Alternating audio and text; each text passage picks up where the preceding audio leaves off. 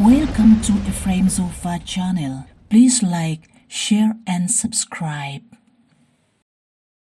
Ephraim Zofa YouTube channel lo thlir tu le lo ngai thatu zong zong te atharin chibai kan bu ka cheu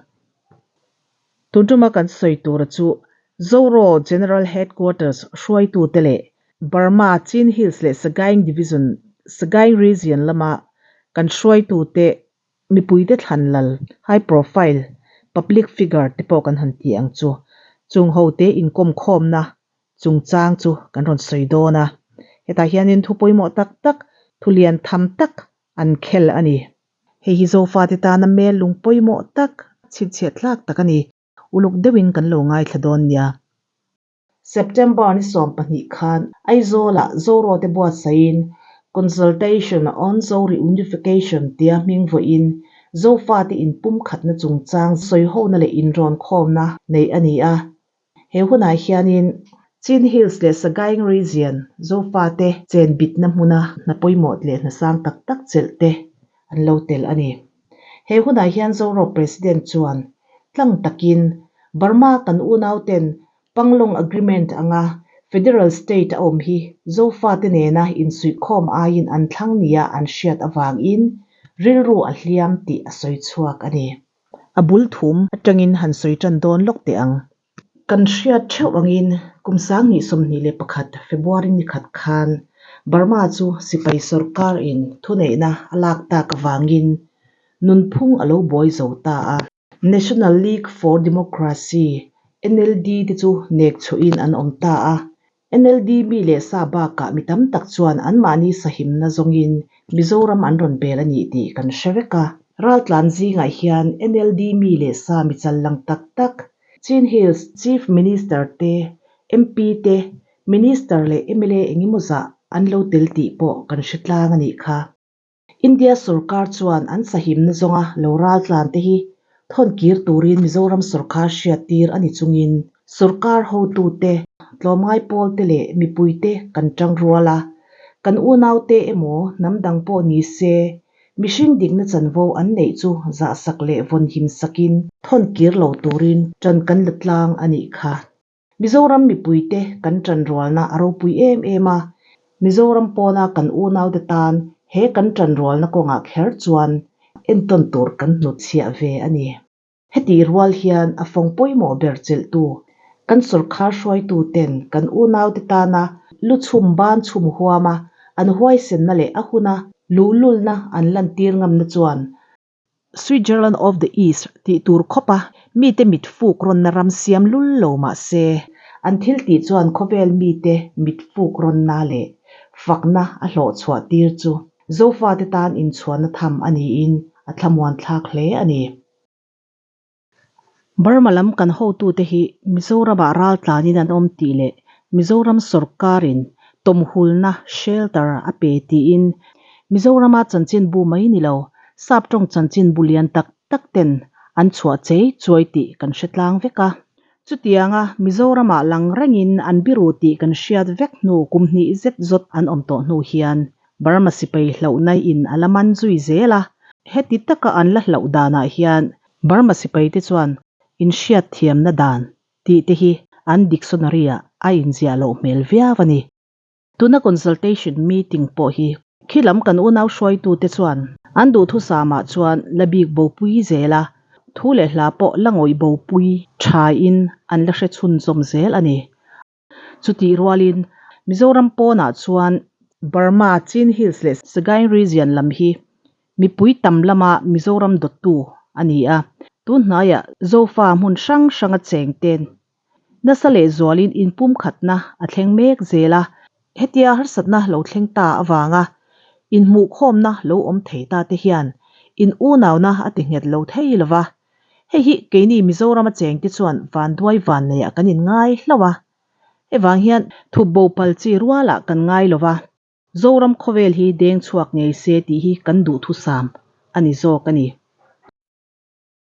kan unau te hetia thlaphang taka an omreng mai hi ngai ngam takin thlamuang takin omro u ti in hnem thin ma ila an tan chuan thlamuang taka om chu a harsa ani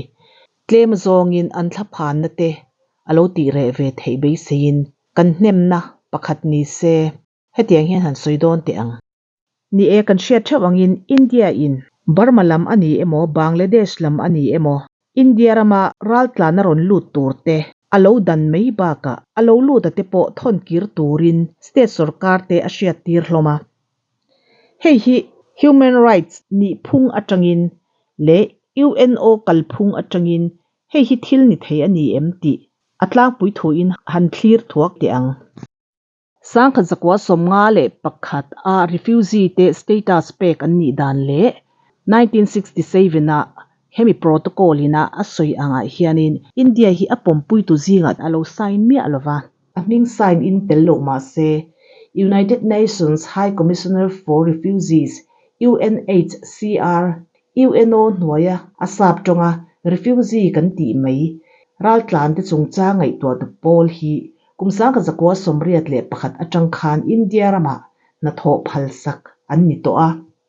hei mai ba ka mishing digna chanvo hum hal na lam human rights a India chu intat lut thuk zelin October disom pali kumsang ni somni le pakhat khan United Nations Human Rights Council UNHRC a kumsang thi somni pani atanga kumsang thi somni pali tam atan thannon le ani a UNO member ni chung si in India chu ral tlante hum him na konga le mishing dikna chanvo hum hal na konga enge an na tho chu kan hmu ani hi heti hian kan han bel le hlekanga ni e refugee te chungchang ngai tu ani a UNHCR lo pian kha sangkha zakwa somnga pakhat ani kan ti ang khan heti lai hi Pandit Jawaharlal Nehru Prime Minister ani lai kha ani nge a United Nations Human Rights Council alo din vele tum protocol an siam kum kha sangkha zakwa somruk le pasari ani ve thunga khati hun lai kha Puneru fanu Indira Gandhi Prime Minister ani lai kha ani le boka pi Indira hianin apa hnungzuin heta po hianin India hi apom pui tu zinga tel du loin ming assign le talo ani vointleng hian India chuan hnunglam mit nei karin ming hi assign mai du lo ti hi kan hriat deuh vek hi hei hi vai fin kan ti don nge ni ang a chhevela ram tereuh te inrel bol na fel lo zok te an om ti a hrerenga ral tlan refugee te engtik ni emo an ron lut thei ani ti hria in heti lai hian ming alo sign du lo nge ni ang ti po hi ngai tu ana athui khop maya hei hi vai fin phakar kan ti don nge an ngai tu ana alo thui hle mei ti in kan fak zok don ai nga po chu ni se thukal to chu thushana lo da tari ila sangkha zakwa somriat pakhat nulama India in UNHCR te na tho alo phal sakna hian pomna chin anei ani ti alantir theya tin India sarkar hi UNO member nge tak ani ba ka democracy ramlian tak ani a UNO indan asiam chu aza lem lo nge ni Burma abuaya Bangladesh abuaya hetilaya kan unaute thei to pa kan lo hum lai in India sarkar thuchuak abigin BJP hantilong long te ang BJP sarkar lai in tihianin Burma le Bangladesh India rampon alo boya aron tlan lut turte engtinia India sarkar in alo ti chu kan hrianga dan hi a that poina mangtu sarkar na changten an palsam chuan a hoder ani mai ani hi Bangladesh lam an ni emo Burma an ni emo a khoi lam atanga ronral tlan te po ni se an digna chanvo hi hum hal sak theina turin human rights noya tangpo hianin hei ayana le zwal hian kannor theidon lovem mi ti zona a om thei ome chuwang chuanin United Nations International Law dan noya dan le shrei shezok te lope chuak zel turpo in kan in som ni ngal sela a tha ome Chin Hills le Sagaing region lama kan pi le pu te hian UNO noya ram leilung fa te chanvo hum him tu United Nations Declaration on the Rights of Indigenous People UNDRIP ti in alam toin kan soimeyanga hemi hnuai tangpo in an him na chu der thong lo tura ngaila engpo ni se an lo him to thinangin ti boy tu le zarap boy tu nei lovin pathian zara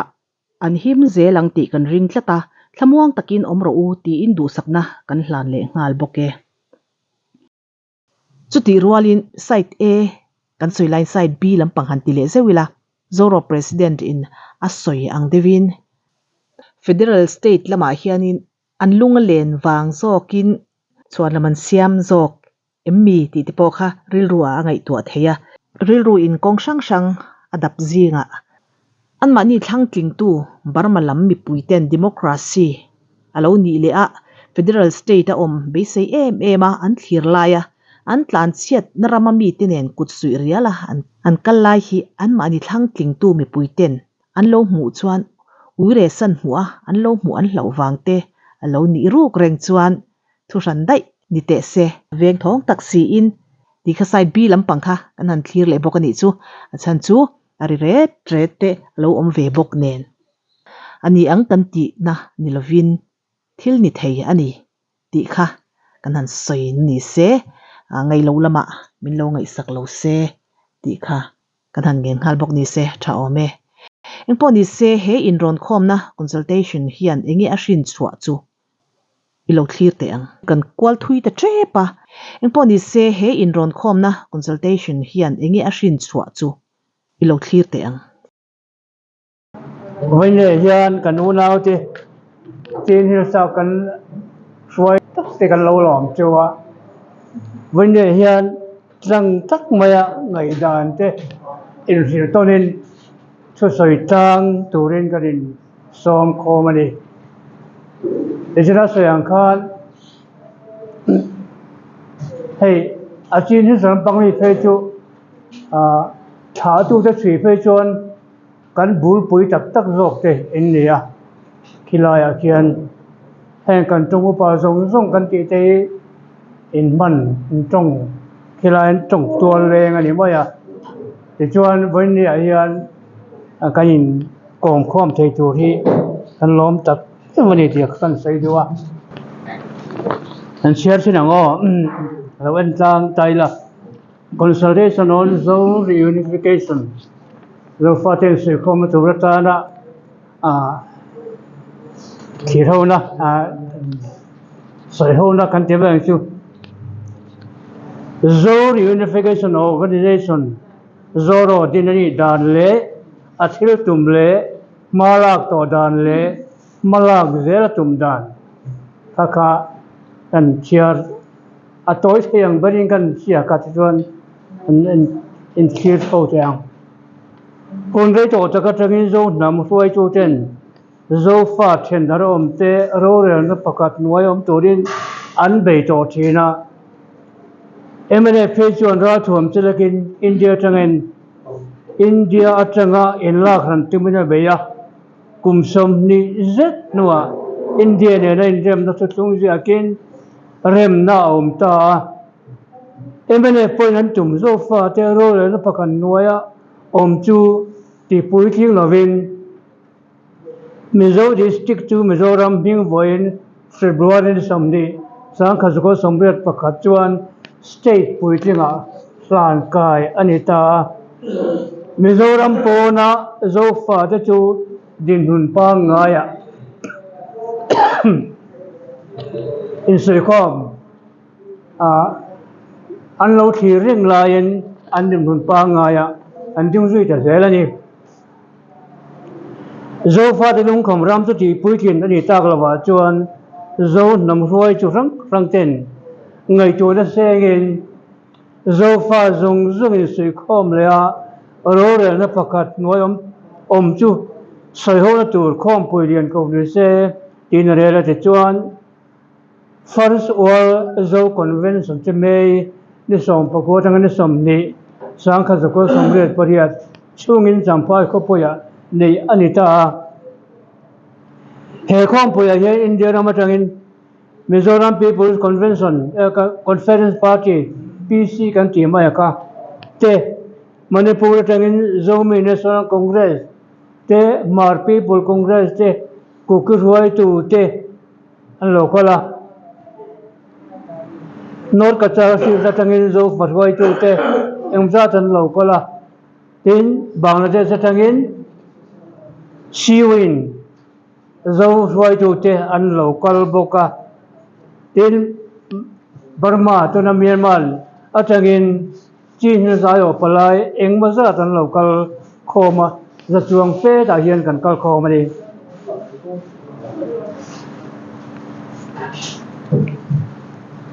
First World War Convention chuan mimal ado piang tan Paul ado piang tan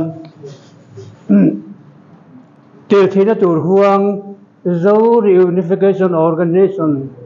chu adin ta India Burma Myanmar le Bangladesh zo fa cheng te ro rel na pakhat nuaya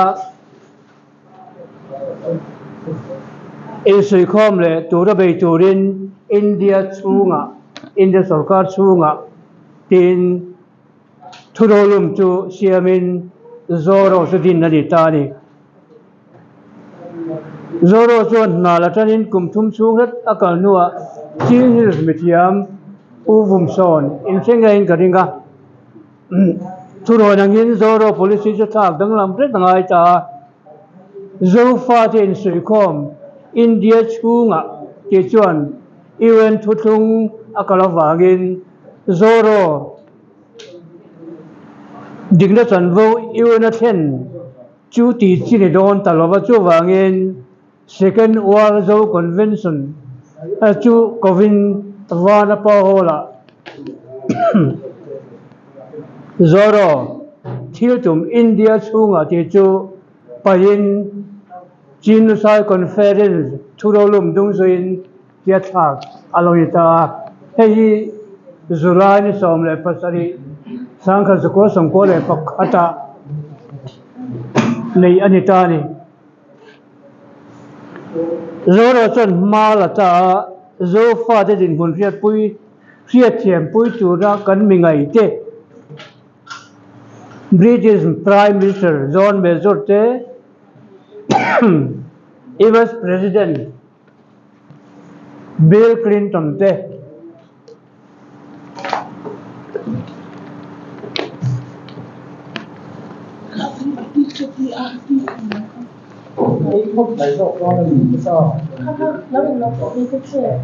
Pada kan siap sok pada ada ngai.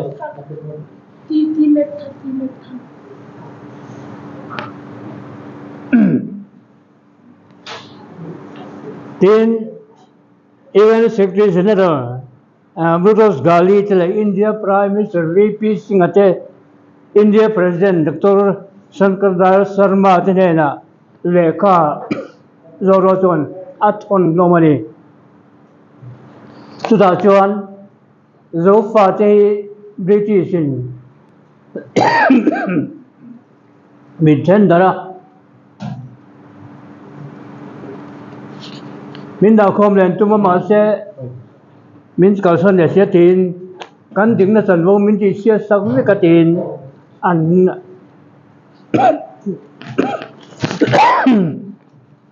an ge da ti chuan sang kha ko som ko le bariat her chuan Indian Confederation of Indigenous and Tribal People General Conference zoro suai chu chen chel vea tu ta chuan khovel mun tanga NGO dang chene in her hiatin German rama NGO pakhat puina in sang kha zakwa som ko le pakwa Geneva khompoya even working group on indigenous people sesona zoro suai chu te chu antel ve theita ni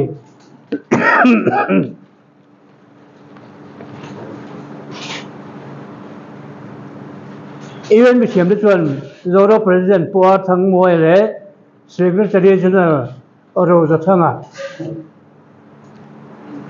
te chu interview lo nei puin zoro in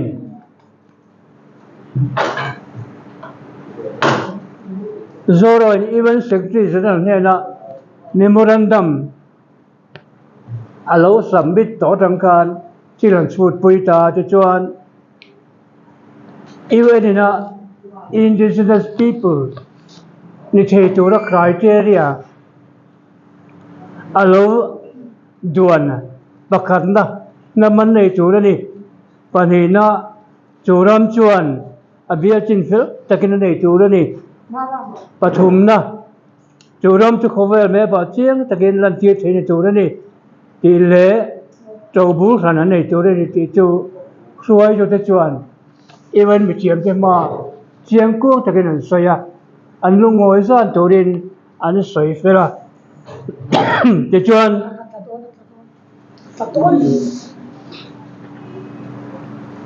form fill up turte engeng mokha anti fel nuwa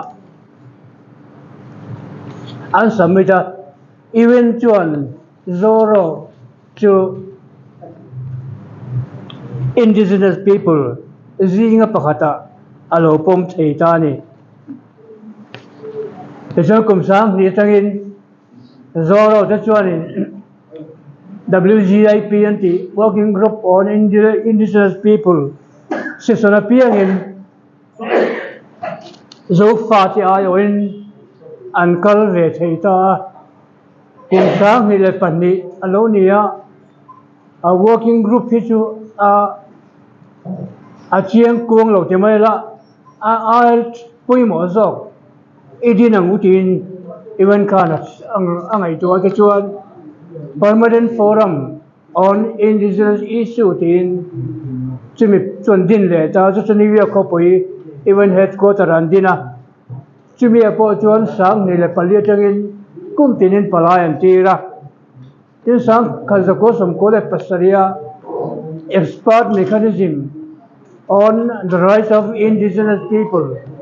andina pokan sang khazako kosum ko le pasaria tangin kum tinin zoro chon palai anti theita zela chuba ga chuan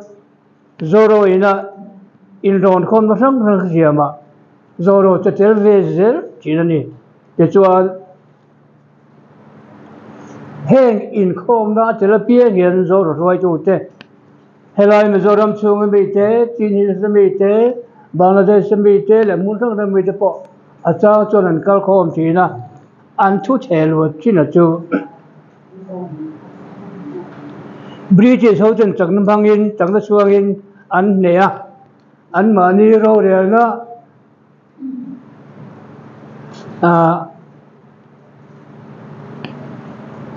arim chanain aram chuan chen dara min chen dara te chuan kan ding da chan ro kan fundamental right chu min ti chia sak ve kani chimi chu nei le turin chu than kan be ni chimi kan nei le thei nom chun chu kan in sui khom le ve ka kan ram chu chun din ani le che in chung kan ding da chan ro ti chia to da chu kan nei le thei ro ni chimi chu even yuan min ti sak ro chen dar kan nei kan ning to chu wa chuan rong sang sa kan ma mi te jok ni in chim ral kan ni le kan chu wa chuan zo fa te hi in sui khom kan do chu even yen in ti tu ne tin an the lu ta chu chen bo zui dan ber chuan ni ni khan zo ro in zo fa ati chin te ka ngun takin milong e tla sa kola chin hi se sagang divisiona chi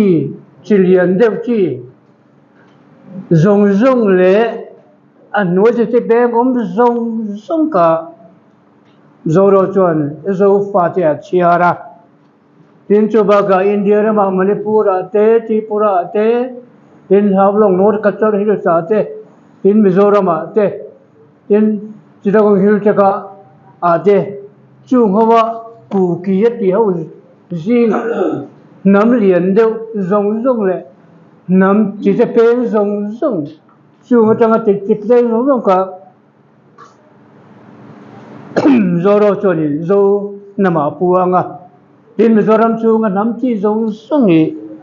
zo nama puang vik bokani chu zoro ina zo fa te tia a ko chin chuan ni chu ho lu ram chu zo ram tin zoro chuan angaya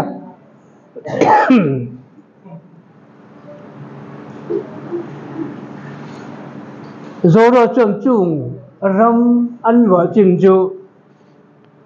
tuna yan chendarna ichimayang district province state ngeni akaka athen china pakana chun zoram lai atia panina chun zoram khosak ania pathumna zoram khothang palina zoram chim pangana zoram bar parungna zoram chim chak tin zoram mar chak state pania athen ani zoram na lo chen zong zong chu chung athen da chun huam chen ani veka avonia kan consultation kan nei chung ta chua trong cái chủ xin cần ta lặng ngã zoram lai ti cho nó phù chỉ là chuan tu nó mới zoram cần ti hin do sai chol cholesterol mà mình thì nó áp bial chung tu nó mới zoram cần ti chín nhia đi zoram khó sakina huam chín cần ti chu tôn giang ti dim phala ma ka than tang gango bial te ania tin zoram mar sak kana ti la china chuan ahom ta chu tahan kampat tamu somratek miauchit homalin songsuk mulai kalewa lahe lasi phongpin kani mangkeng bialte annia chu zo roina zoram mar sak ati ti chuani zoro chuanin enggak zoro chuanin si kho ma ro le la pakan noi ka dong huna chuan eng sarkar nge kan nei do ti kha chu mi pun kan thang to ra ngai oin ya chuan in si kho me ro le la pakan noi om kan du ni kan tu ma ni kan ti ya amaro chu kan sarkar se eng sarkar nge ni yang ti voina yan kan soi thei lo wa chu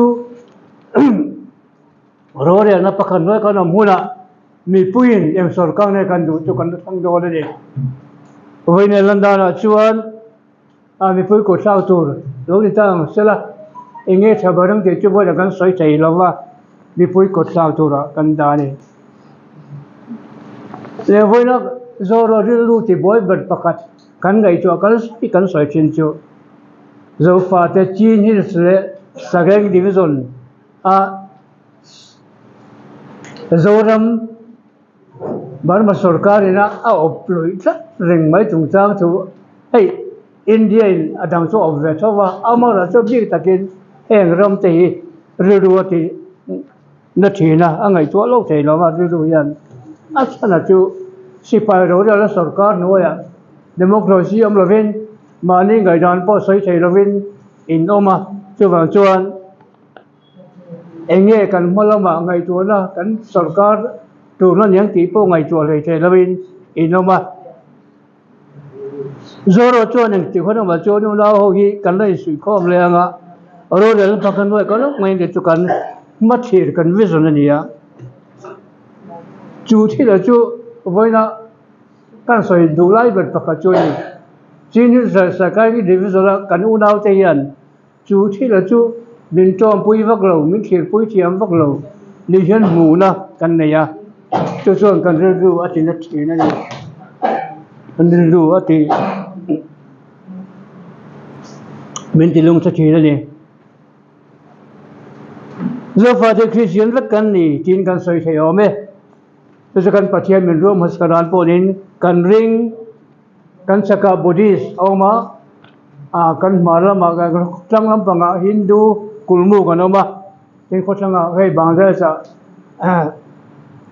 Musulman an tam mai ni chu ti chu si chuan ke ni Christian kan na ni deu ve kan ni helai ram chang ram cheng se si aian kan pathian yan mi te chimral mai lo turin min thuk ru rin zoro chon kan sia chu kan min siam tu min lo ro man dan chet ni kan sia tin kan rau don lo anh ti po kan ding po kan ni kan ra ma chen zo le nam thi na ka zo le che pon puang thi na zo fa te kan lai sui khom lai do na ni ro le la pakhan no hen kan lom do na ni tin an soi thina amaro chu chu tan sei le pakha chu kan rama hian pathian in hausang na taka phu ma ni amaro chu chung ho chu kanin sui kho maro le la pakhan no ka lom ma chuan pathian in a phal lo chu wang chuan kan mang thei don la ni ti ten soi thina amaro chu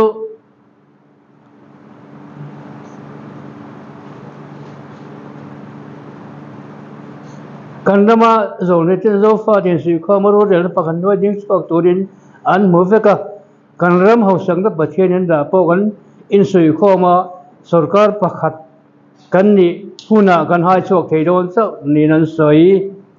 chim huna chuan kan pathian in min ro lo kangin a thutang a pui turin kan ram hausang na ada te kan mang thei don chau ni alangani even chuan kan din huna sa chiang hle a na huna phot so mai thei turin a vong ek kan ni unau kan ni ziale obbe kan ni ziale enki ma ka atun ma tang ram nei kan ni ziale indigenous people kan ni anpom sapa amaro chu ke mane ti tur kan nei ni tunai thil theng khile zo fa te khoi mun a po le che pan nia baramana boya kan udau ten lo tlan cha kan rama lo tlan cha ni boy me mani Chimnua Bangladesh a lo na thak an boya lo tho ba boina me le ban boy le ti du da kan tuar me nek che kan tuar me ga di chimai le ven a manipur ma phe jon boina sa le ni ti kan bua kan frem mai ni voin ni he min siam du pathian an unau kan ni chiang taka min sia chun atum na ni zoro zo na dia chumi om thei tu chuan chumi thim thei tu chuan eng ti nge ni ma kan la kan eng ti nge kan tiang tia ka kan problem ber ni lang ta he hun hi he voin ni kan din mon hi chat ta kan mala unau kan ni ziale om ho lo thei lo kan ni zia te kan khia ta kanam ho chau hian khovela namangin kan ding chuak ve thei do na ni ti kan khia ta poimo a chumen lo chuan india ra ma mi zo te e kan ding chuak thei lawang bar mar ma po kadu nau te ding chuak thei lawang bangladesh fe chu ta la hian an ral lek to ni an ngai jom kop mai chuwang chuan he huna kan lung ruala ti tak zeta thil kan ti chuan kan malama ko lek ta ko mani dia ka kan chiat apoi mo chu ba chuan chumi chung sang thu ba chuan voin dia hian khaiule unau kan nia isoi tang tengu eng tinge kan kal vel don eng tinge ba kan la kan nge kan unau nei eng tinge chak ta ka kan ti chawanga khovel ponan te te chura ma kan la kan tia kha voin nia kan isoi khom tengu tin zoro chuan he huni aruang ma ni chumai tan chuan soi tur kan dei min ka ringa chuan chuanin khami consolidation on zo reunification te kan on tiang kan voinia mani ngai dan te mani mu dan te le enge thang ti ta kan za wa ya soi tang torin kanin so mani chumai thang chuan soi anga ke chuan an zawain soi anga tuna hian kan vice president pro ming thang kan som lok anga an soi sela tumen huwa chuan kan chief minister hi aron soi chun zom don dia pro ming thang kan som Boleh pucat me, kasih maya yang kedua kita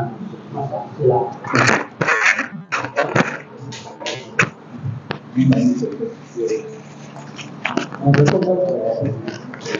Masa min kota kacang kan soi masa mana yang soi tu dia tam thei khop mai zoro hi atlang pui tuin kan khat liam dek vek ka soi tu hi nga tak vek kan nia với này hiện em hinge poi một về răng ti kan ngày tua chuan nakum sam ni som ni pali United Nations khovela ke mani ang tual tro nam indigenous te unright unclaimed theina tur nu nung ber dige thum aral na tur ani tak sia wangin engtin ngai zo fa ten ba kan la kang engtin ngai kan kalang ti hi ngoi tua lo thei ani ba chung te chula pan min khiat puin yang a kan u nau chin hills lampanga kan u nau chen har sak na in to ka namai lovin kan rama run lu tha ka ngaya in ram chung thowa chitakong hills saka kan u nau te an tam to lo kho mai ti kan ngai tha tu na khan khang ho an har sat dan te so ta son ku ki an lo oma chung kan u nau te an tor dan te chuan huna local le hretam kan u nau ten hetiang ang har san na ro pui tak kan te do nge ra phak tak an han tua ra hi la pa hian kan in zong khom na tura ma khuai na bul min tang sakan yang a ti in angai tua the ni chu chungun de bakan ngai tua hian nakum United Nations ina kan din mun tur tuar to indigenous people ten kan ram kan claim theina atom na tur dige thum kum som thum a hon na tur ani tak se chuan kan ril ru hian engtin nge kan ti ang United Nations a self determination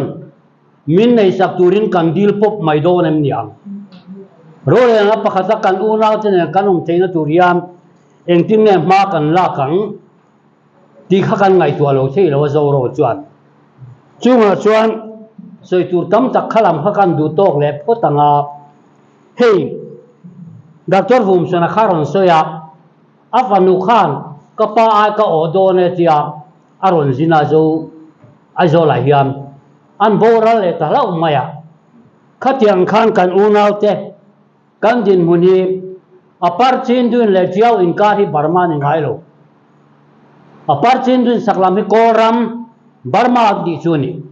heta hian history hian siang takin aron zia kha chu chu kan ngai tua hian kan u nau te ne na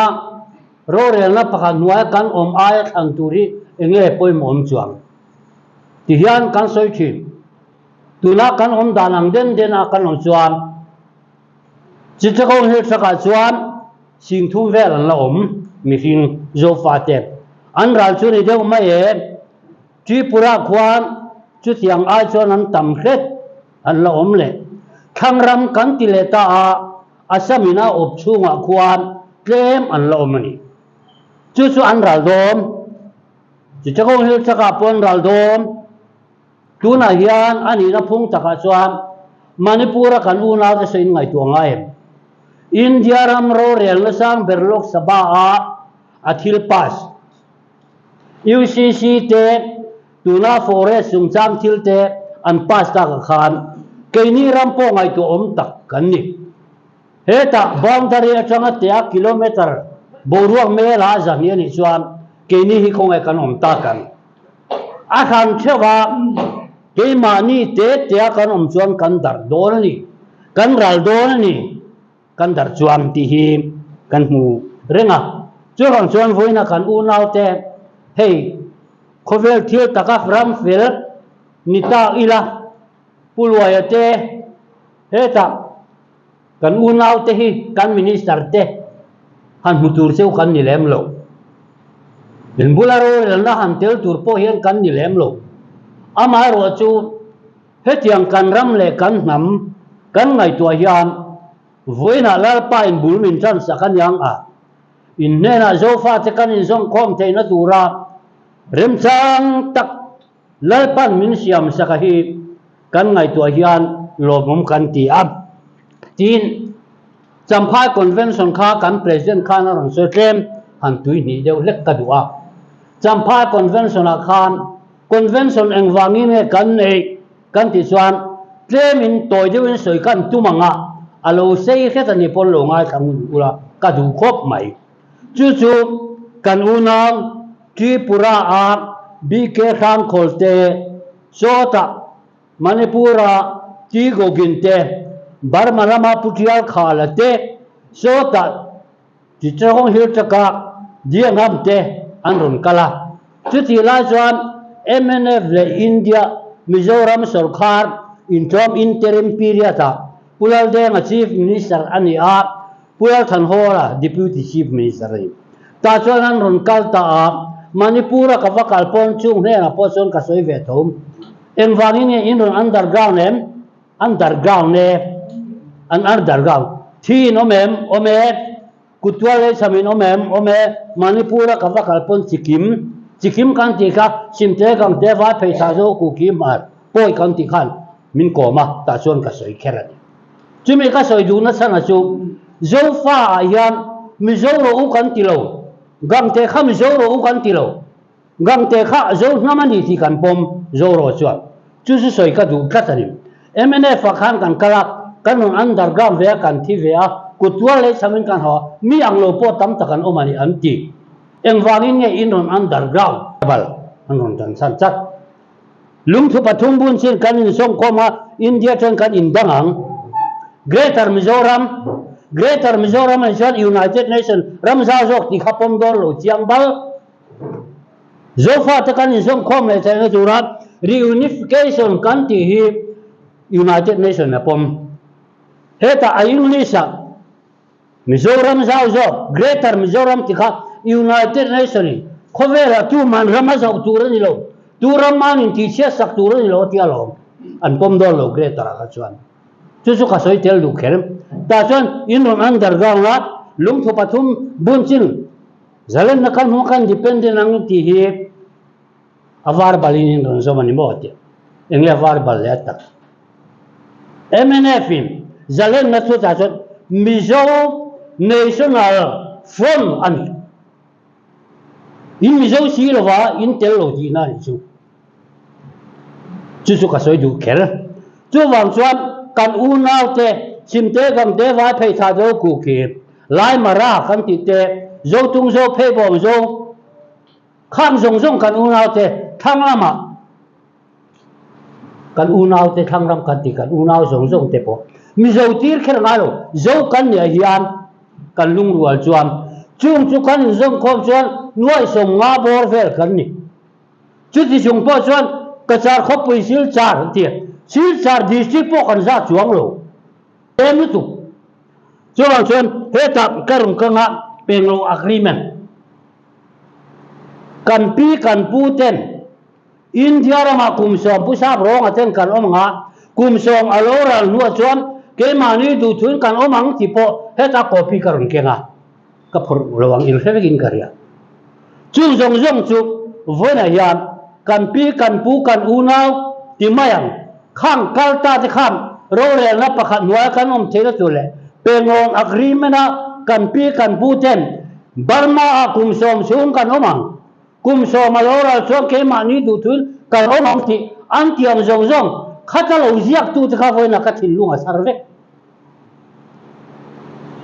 Zofa Te Kan Arabi Kemni Kan Fin Harbi Kemni Heta Hian United Nations Mor Karon Polo Lakloa United Nations Kaltanga Ram Independent Tahian Karon Kenga Omchu UN Kaltangin Chung Zong Zong Kan Ngai Tua Chuan Voinia Kan Unau Ten Min Phat San Chuan Kan Ralang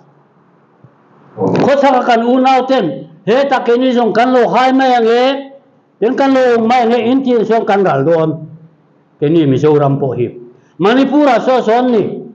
Kangham Zong Azau Zong Dai Mase Tuna Embarrassing Atele India Sarkari Sarkar Central Sarkar Manipur Sarkar Kan Unau Ten Ang Dewani So Itak Tak Chuan Chung Te Kan Ngai Tua Chuan Ngai Tua Ve In Ngai Tuan Karing Kan Nam Hi Ahim Lo Mani Nang Ni Khotsaka Kan Unau Te Po Kan Ti Loko Nge Kan Soya Nge Arama Hau Salutu An So Hi Tak Takan Yang Ke Po Apart Chin Dun Keng Chuan Heng Kan President Ten Hian Chai Ram Kaltumin MNF Akhan Kan Kala tiyan ba luan khi aram ka chakte an khi suak an ti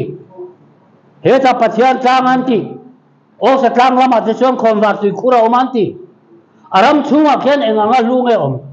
chung chu kan ram zo fa te ta tur ani awangin nam dang hian a thali phal wangu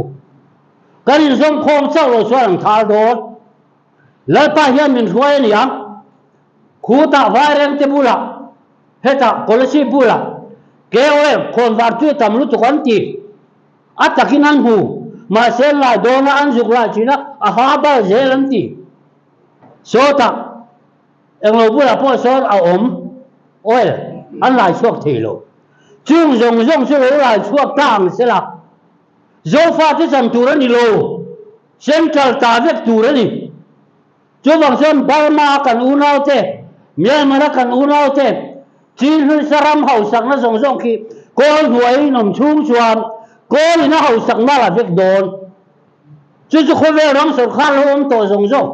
em wa nge BT sin min ob bere kan ram thau zong zong a so kha vek ti kan khian lon chu bang son ka unau te u voi na hian nang ni pe chu chong a tam khop mai Manipura sim te gang te vai pe tha do ku ki kan ti te su an chong an in kheton ve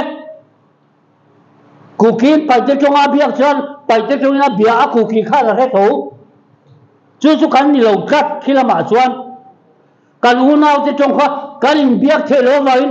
ko langwa sa ko chong kan hang ta chu chuan assimilate chewem ti kha lo in ngai tu ula chung zong zong a chuan kan ram zo fa the kan vaya kan in som khom kon nuai som nga bor ve chau kan ni su kan ram hau sak dan tur kan ai chuan tin mi tam takin sang kha zakwa somli pariata India ram a in dan kha somli a khan ke ni kan pi kan pu te ran ngai to ve India nge kan som hang Burma nge kan som hang ke manin kan independent don mer ti an ngai to a om khop mai ara sa zom chona harli tu India zom du te eng tin le independent ta la mi zom man khop khiawi a benga te se in thil in ser ko thei do nam ti te ni azia kan elom ama khop asin mi zora hul zia na be kan ti te zo pa mi zo dai tur zo fa te dai tur be hin ser thelem ti te ni har zom li rian soi chuta pusa rong aten le khathiam kan la kem sia India kum som chugi zo mau el peter tel an ron ti thutari kha chu chu thin na tha khop ping ka tia ma sem du dan chu ti tak taka swam kan la pui din thelom kum som chaw lo ma le kiam le kum som chaw an tiam India ra ma khan ong ti pengo agreement pot an tho chung zong zong kan ngai to swam vo inia ho u I har thar leng u I are bi glowang u ti tak zeti ni tiang u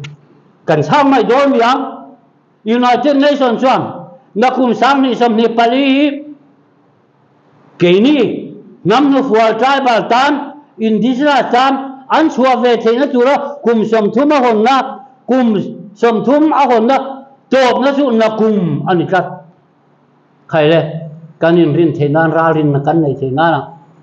self determination ni idil phot mai te mu kan ti don em yang nge ni covid awang khan kum thum la awareness kan in som khom kan duan in som khom kan duan ni awareness ti thei mi alwin covid in min na ka kan jin chuak thei lo reng renga in khom po kan thei lo lo mani ka chu bang chuan United Nations hen kum som dang min po sei sak le ro kan ti don nge self determination ni min ram ti phot tu kan thei lo le kan tlang a kan khang kan tlang a kan kak chun kan ral chun mai don bok si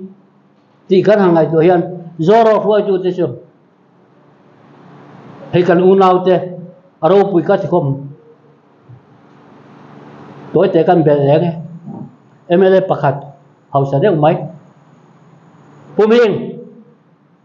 zoro in zom kong khai la ti re ma tia tiringe kan thi ma chon kan ti karing pakhada pakhala jo kan in zom kho ma chon kan ti karing in zom kho mangai em ni ani mo vai sor so kan ena som ve la ni ka sia sam ni le som ni pathum kan mang som lia chuan are thei deu su vai lama kan tang ve to thuang tu na nang ni vai lama in tanga kan lo re thei to chuan zinga so nan non khona chong ma a so nuwa tlaya zara zana phe chuan an ron demand kho ko pan puram chuana dam doi zuar azolami hin thiat karing zo ve mai tu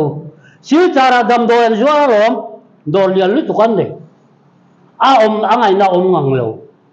jin choi khama jin choi ma charin polan tam sien jo kapu poisa kan ma mo chen chu dizat choi khama chu dizat choi ngo chu dizat zana phe chuan a sing khuta dor siam a chuan siam lo rok zo chú tiệm hun ở trong thế nào chuan rồi thấy đi chuan tiền này cho mày cả phụ chú chuan पैसा ngã thế vắng cổ mu về giặt rất đằng sau à in buổi về khó bản chú cần làm nhìn ở trong đồn in ngày tuổi ngài không có hello cái ngày tuổi chín hiền ô cái nên giống không xí lâu chuan ô nang ni po cả u nào chín hiền sẽ cần u nào thế po u loại thế po chief minister in ni Muani po minister ten ni eta midang chu kan soilo mai nga in ni na ka hriang lo wa chu wang zon kan din hun hi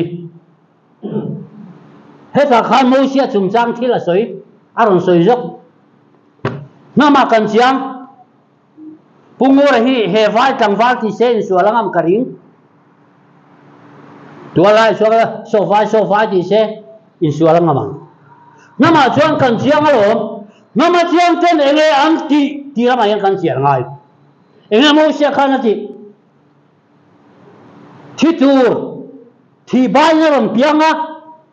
hiro se ti na selia na avale nga mi te enge va mu adu kya tang vale he ba tang vale soramu thiam zo ka zo chete e lo ma se nam dang i tharangu ka ti na lamani lo chung kal pel na zong chung voted United Nations Declaration on the Rights of Indigenous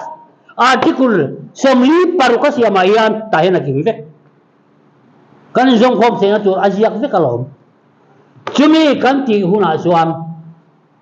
kan ram kan thoveng ve zoang jinhil sakan unaw te Bangladesh mi po heta Bengolin adu dua belaka an berle ve nam toang chú tiang kan ni lo chuan voina kan unaw te helai rong ka phak lo te har sat na tok te hian eng hinge an chan vo tu ke hi ta po hian eng kan chan vo tu le nama chiang ten eng an ti lama kan chian chuan kan aizo kho pui te toy te kan bel le lo kan pu chairman seal fabrication thil wal ding a yan Trump thum president ka oma kan hang check tak mai chu kan ngam lo li kan tong eng wang an ma ni min trade license an ma ni min an kha ngam dangan man tir ma le ti to lul de ja ti to lul te su voina wa eme ten an ron ti vele ta chat an pui ti ngem ai zo bi kan so ni chu cement brick road balu juarte an han cheka mi song kwa don lai an mani permit vai lo man ti ran mani ka a haru tu lo independent tai la ke ni jong khop tai la eng tin nge mo kan tiang ti kha bai vai ju in ngai to ole pulal de ngana sana thakop mai independent ni la nge chi thi khoi mi kan liang a tia bur su mi tin tia mi kan pui tu te so am tam lu tu zo khai kan jong khong man so bei don tu rom lo hu phur tu rom lo kan che ve ram lo pui tak BT senge po hian min tan pui don United Nations kum som panga min kal pui photam chu kho ve kal mangani chu wang jon ke mani hi jon kan phak lawang pusa ro aten mi thiam kan atle me ma India isong mayang u an ti kha a om ka ti pui ma se mi thiam a nga ti ai jon vel mi thiamin a chungan ron lu tangan pui don lom India rama oma ti jon Hong Kong ong tal te khian lo om tai la ti thi so lối kan ngai tua mai ni ma se voi na chuan kan una ten lom tak kan lom ha le che lai pa hian bu min than sakan yang karing kat in har sana te kan har sana te har sana wanga in mangai ni lovin nam khat kan ni na wanga lai pa in mangai tu kan ni in har sana wanga in mangai tu ringo chuan in or sama kan in mangai lo le mai do lom khan ni lo khan lai pa u nau pian pui chul khat kwal se le sam in khoi pol mangai na kan kal chuan in re theina kan chokang chonga in noma kan ron tel ve anga tuna kan unau mai te po sot mấy chế vàng ấy dùng khó mà mình sẽ chuột à phụ đón lâu unau sim thế cầm thế vài phải thà đâu cụ kỳ mà bảy thế hậu dùng rồi unau anh nhớ cho anh dùng khó mà chuột mà đi na bị sốt thì tốt chứ chẳng anh mà như lên mà nín bị chứ chẳng thì khá là ổn điều gì chúa vàng xuân cần ra mà hiện hữu năng nít trên hiện self determination po đi ra dấu phát tên United Nations rapporteur ang tirang kafona hian rapporteur ma member te ta hian kan ei chok mai kan soi tlang lo nge rapporteur an non tirang self determination deal ta ila United Nations in adigem diglovem ti a deal tu te min ron fia don Burma chin sa ang kalang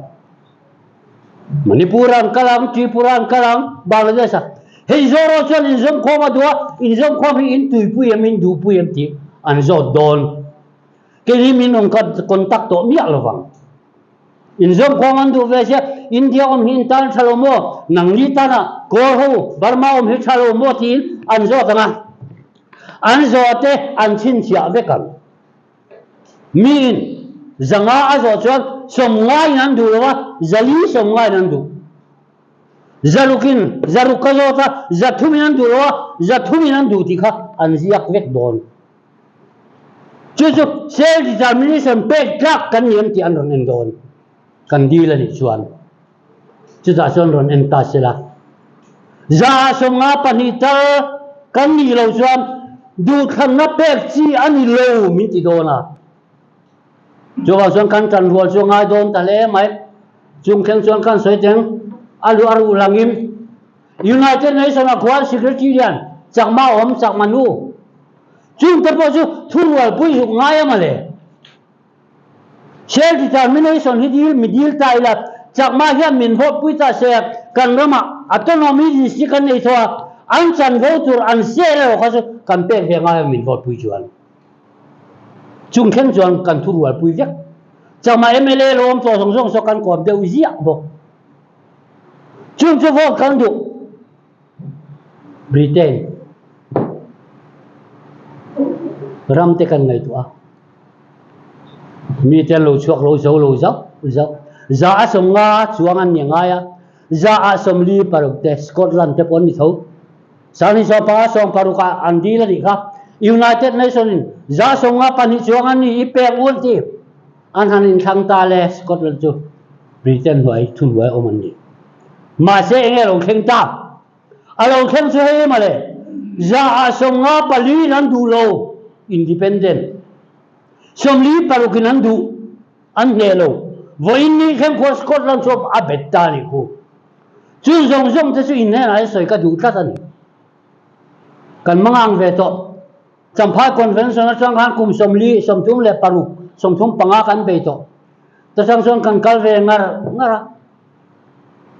ramhai tu ti chuan zoro tu ka mangai nong lo ka ti ve tlat tu the ne le kha thon chuan polan ting na chi tu ma ni in chom chok ba ral du ngai zoro ni kan ni ti tak tak a chuan mi dang chuan le lama poisa hui nan ne lo zoro chuan kan nei ve mi alo kan contribution claim ni mai chu ta mi ten min du sak chuan min ti sakam hei voina kan han ti na po pu jo san kalo mi khuwa lang cheu tia chung chu kan pan rok lo thei lo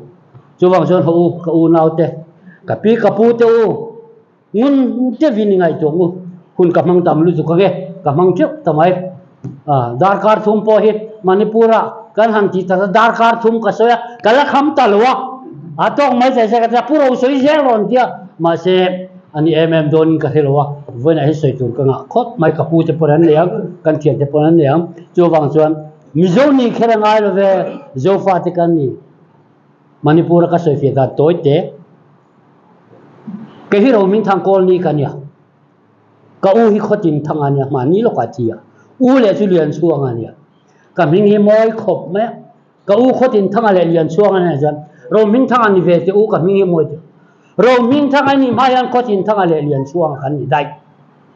sang kan so ko som li le songa pania puthan lir chen lu sei ti kha mizo tin parliament an zu ziak fela ta chang son kan mizo ta kan mizo ma khan sim te gang te va phei tha do ku kim par lai na ra kan ti te zo tung zo phei lai zo kan ti te khuta bia te kan ti te an om vek to anau pang berin kan ming kha putti kan tuma ka fa nau pang ber lu puyan ka pa an mizo du lo te anang ku ki de do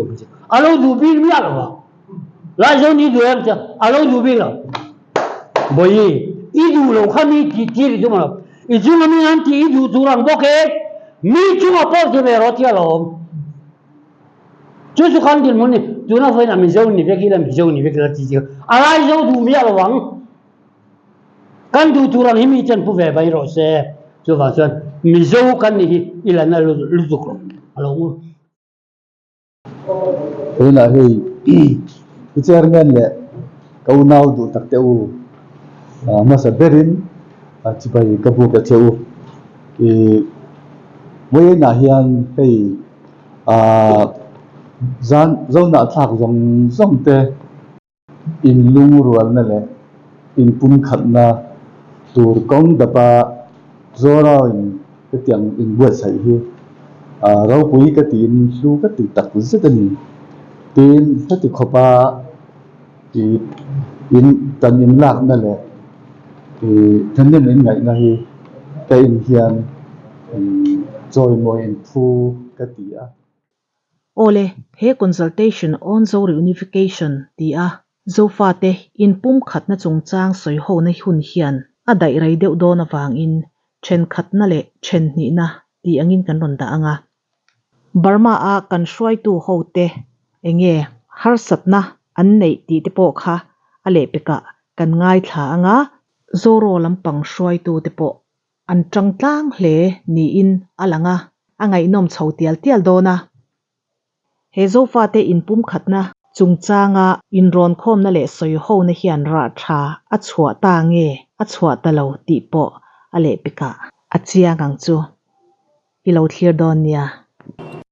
in suy khom lệ rơi re lăng